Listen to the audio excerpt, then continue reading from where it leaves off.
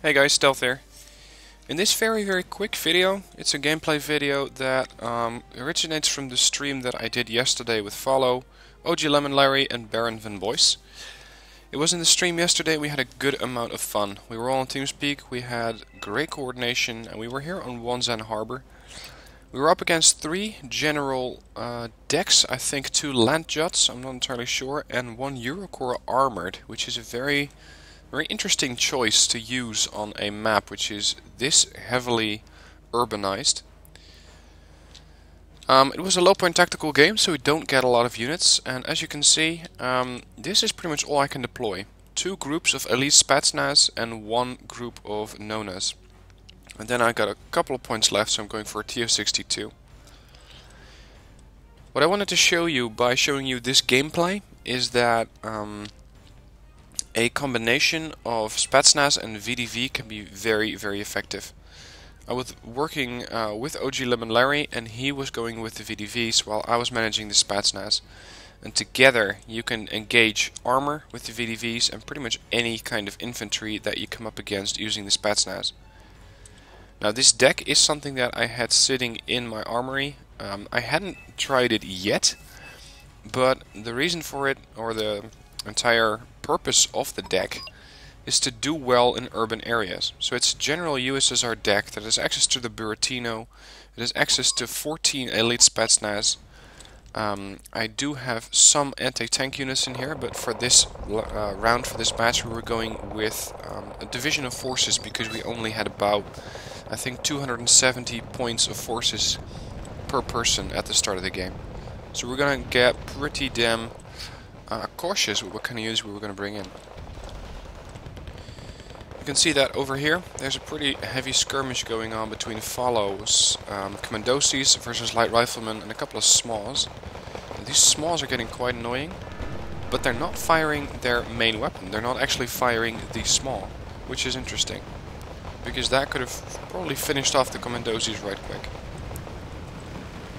In the meanwhile, I've offloaded my Iglas, trying to get some AA support to kill off this AH-1J, but he doesn't really need my help, because Tunguska comes in and immediately kills that AH-1J.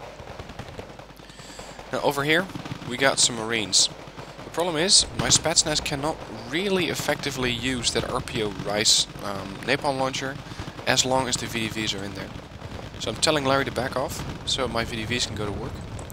And over here my Spetsnaz are taking an extreme amount of fire from the grenade launchers and from these Marines, so I'm pulling them back, waiting for resupplies. So I asked Larry if he could take down the LVTPs, and he did so immediately with the Vampires on the VDV. And now my Spetsnaz can move up to the next block, where with the RPO Rice with an accuracy of 94% they can start chewing through the infantry. There you go, that's another group down. Now we come up against some Japanese infantry, which are only regular troops, so they're not as good as the shock troops that the Marines are, and they're not 15-man squads, which also helps in eliminating these guys. Now with all this fire going on here, my Spetsnaz did not have a line of fire from the building they were in, so we start to push up. Larry's being very effective and aggressive here with his VDVs, and I'm sort of lagging behind. It always takes a little while for your units to jump building to building, and I was not being fast enough with my Spetsnaz. Larry was being so effective and aggressive here that there was just not that much for me left to shoot at. And this is how in a little under 5 minutes we just cleared out that town. There was just nothing left, and all we really used was a couple of VDVs and a couple of Spetsnaz.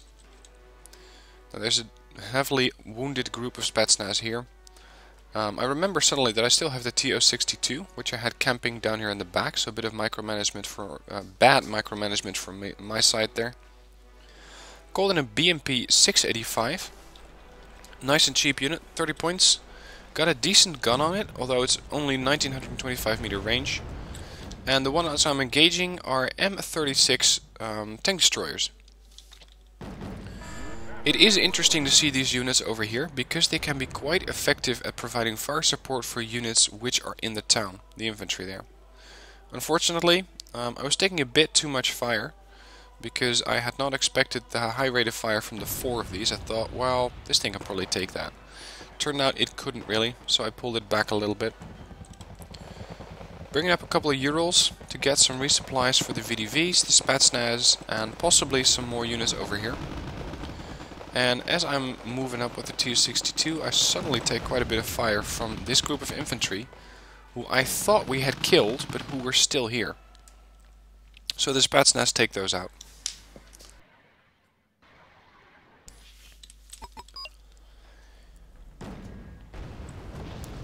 Now the M36s are engaging, and unfortunately they managed to destroy my Tu-62. And they fire off 1 or 2 shots at the Spetsnaz, so I'm pulling those back slightly. Now the rest of the flank is pretty secure. We got a couple of my transports over here doing nothing. But it's a low point tactical game, so I'm not going to sacrifice these units, even as they are only 5 or I was going to say 10 points, but they're only 5 points each.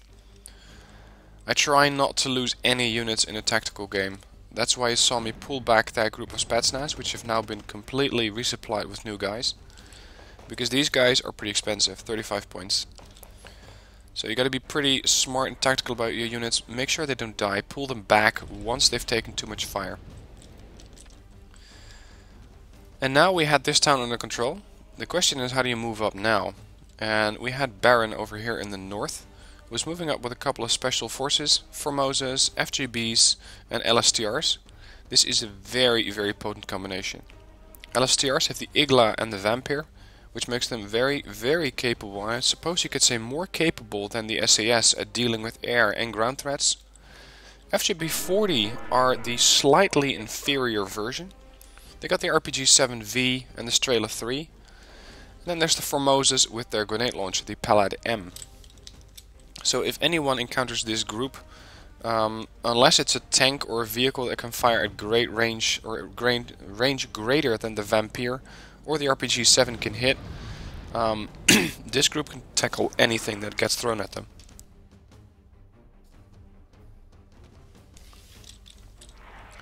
In the meanwhile, I've brought in an Mi-6 logistics chopper here. I'm going to get my Spetsnaz group prepared. My Iglas used some of their ammo. And some of the VDVs were still getting rearmed over here. I'm also pumping my supplies automatically from the Mi-6 to the Urals, so that the Mi-6 can later on go back to the FOB, and we only had 1 FOB that was coordinated, because we didn't really need many more. And not taking another FOB with you saves you 75 points, which is something that you can really use in this game, or in this game type. So Larry is moving up now with a couple of concours. He also has his VDVs over here, and I have my Spetsnaz, so nothing is going to come into this area. And the T-55 Meridas or Meridas, I'm not entirely sure where you should pronounce that or how you should pronounce it, are engaging the AGS. Don't think the AGS had any reconnaissance, so they couldn't see the tank. They can see it now because it fired. And I'm expecting, yeah, there you go, it started blinking again, so it's no longer visible. At this point they start doing something weird. A KF-16 Block 52 comes in, but it does nothing. There's nothing for it to shoot at. And unfortunately the seed, or the, sorry, not the seed, the ECM on that thing is a little bit too high, which made it so that we could not tackle that threat. There's a Leopard 2A1 here, and that is making it very difficult for my Spetsnaz to move up, because the moment I start to move up, I will take fire. So instead, I'm bringing my transport so I can skirt around the sides a little bit, and only then get the Spetsnaz from this place to that place. I'm also bringing up some more units, or I believe that, yeah, here they are, the Nonas. I want to be able to put down some mortar fire onto any infantry that's in there, or put down a smoke screen. And since this Leopard 2A1 got heavily hit by TheFalo, he is going back, reversing, no actually he's moving just in a forward motion away from the front line, getting towards the FOB to get repaired and rearmed. So that Leopard is no longer a threat there. Moving up with my Iglas, because they seem to be slightly playing happy on this map. as you saw with the KF-16C, and there was also a Mirage F1CT which was operating here. Now I was lucky that the ATGMs from this position missed my targets, or missed my vehicles, or at least so I thought. Turned out they were not anti-vehicle units, or they were in a sense, they were Eric's. But the Eric's fire support group can also engage infantry. So that's what they were doing, they were engaging the VDV. I managed to take them out with the BMP 685, which got repaired by one of the supply units over here. And that forced AK Knight to surrender, or at least he had enough of this game. As you can see, we are leading by a little under 400 points. We each have a nice amount of points, decent spread here. So we were quite happy about the position we had in this game. Here comes a bomber. TheFalo just deploys some napalm over here to make sure that nobody's going in or out. And that's the exact time when I start to deploy my smoke screen. Now I have these guys singled out, so I don't deploy a smoke, or a double smoke screen if you will, with two Nonas firing at the same position. Instead I fire at a couple of loose positions here, which made it so that any unit other than these, other than the airborne, could not get spotted or fired. I wanted the VDV to keep firing, so that's why I went with a smoke screen over there and over there. And my BTRs, of course, could also help, along with the BMP 685, which again managed to take out the group of infantry. You could say it was a bit of kill stealing because the VDVs were doing a great job here. But in games like this you don't really care, you just want the unit destroyed. So, pushing up with the Spetsnaz, still going around because I don't want to go directly into the town. The VDV would have engaged any infantry that was in here, but I'm not entirely 100% on that block. In the meanwhile, over here we have Baron, who's pushing up with his LSTRs and his Formosas. FJBs are lagging a little bit behind.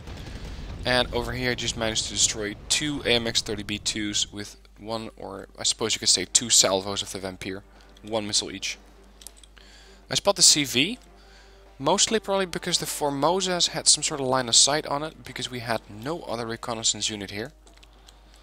So we know where it is, we just don't really have anything that can kill it fast enough. We got the Nonas, but I believe that in the end it's going to be a bombing run that destroys this command vehicle. And over here we got a Sokol from TheFalo engaging a Super Cobra. Super Cobra only has 2 of those M9Ms. Sokol has still 3 out of 4 Iglas left, so even though this unit is very heavily damaged, it can still chase off that unit.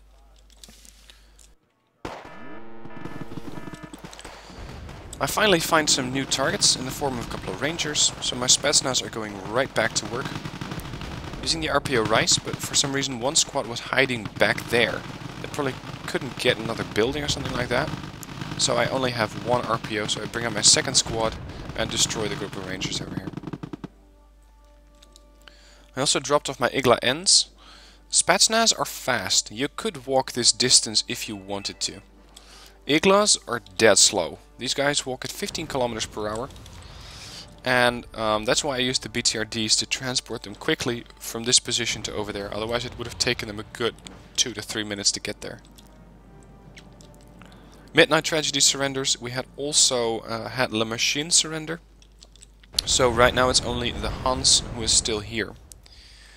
And in order to deal some more damage against the tanks, or to counter tanks if they're coming in, I'm bringing in a T-72BU, one of the super heavies, 180 point tank. And I wasn't aware that TheFalo had also brought in a heavy. It's not a super heavy, but it can deal with pretty much any tank that they were fielding at this point. So my T-72BU is taking the front line here, trying to get some shots off. And you can see just how much napalm that was dropped onto this block of, I suppose you could call it, industrial buildings. The LSTR, I'm not sure if they're fireproof or if they've found some sort of cover. Yeah, they're hiding in this silo and this part of the building, so they're not actually inside the fire. The FJBs, same thing. They're hiding on this side of this large building here in the back. But it does somehow seem like these guys are fireproof. T-72BU destroyed an Avenger there. Or is it LVTP-7A1? I'm not entirely sure. And at this point we were saying, okay, guys, is there going to be enough buildings over here for every one of us? It was just trying to grab these buildings as fast as possible to see who could get the most points here. A couple of ATGMs come in from the Marder 1A3s. They miss. T-72BU does not miss. And this round also kills another unit. And my Spetsnaz capture the fob. But now we're leading by 1100 points. And at this point, even the Hans said, okay guys, GG, well played. This is the end for me. So what I wanted to show you with this quick replay is how effective a combination of VDV and Spetsnaz can be. If you really coordinate your pushes, if you really work together very well, you're going to do a ton of damage. So try to find a group of your own, a group of friends, a group of people playing the game. Have a look at TheFalo's Chairborne group, which is a Steam group who plays Wargame predominantly, or is only set up for Wargame, and I'm not entirely sure about that. But you can usually find someone there who will probably want to be a teammate for you, so you can have some coordination. So with that, end of the video. Last time we were going to check my score. I only did 230 points of damage and lost 35 points. That is the one napalm tank that I lost. So very low amount of losses here.